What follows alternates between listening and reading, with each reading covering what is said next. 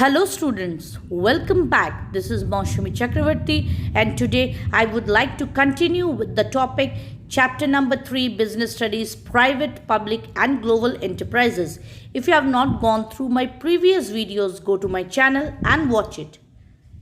Difference between private, public and joint sector enterprises. When we talk about private sector, it is not under the ownership of government and individuals. Its objectives are profit motive.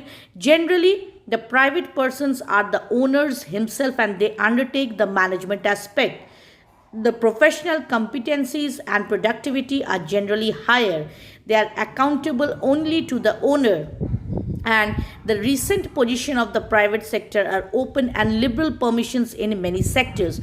Moving on to the public sector, the ownership are under the hands of the government. Their main motive is social welfare rather than profit. The management are under the hands of the government itself.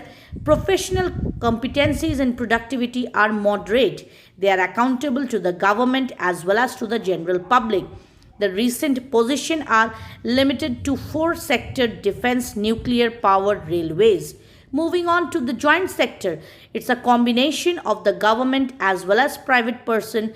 Profit as well as the social welfare motive are the main objective.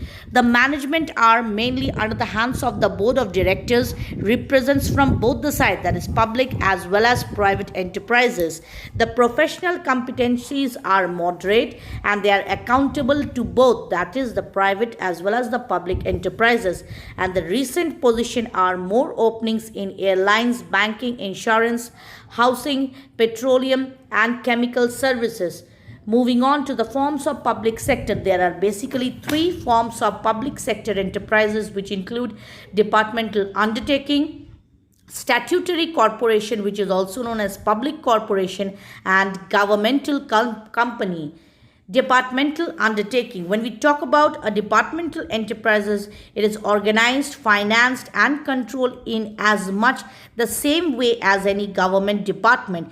It may be run either by the central government or by the state government. Some of the important enterprises of this may include Post and Telegram, Indian Railways, Chittaranjan Locomotive Works, Chittaranjan Internal Coach Factories, etc.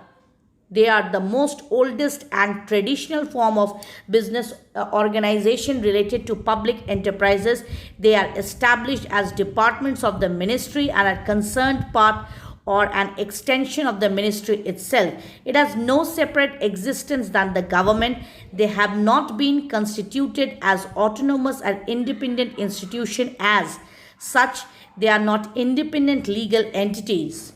Moving on to the merits and demerits of departmental undertaking. Some of the important merits of departmental undertaking include easy formation as it is directly under the hands of the government, effective control, optimum utilization of fund, accountability, public revenue, secrecy, etc.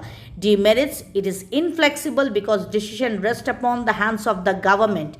Lack of motivation as there is absence of competitive spirit, lack of financial autonomy, inefficient management as it is controlled by the government official, so no chances of professional managers, and it tentatively move for red tapeism and bureaucracy.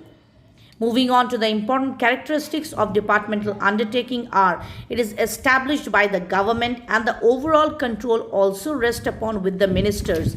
It is a part of the government organization. It is managed like any other government department. It is financed through the government fund, subject to budgetary, accounting and auditing control.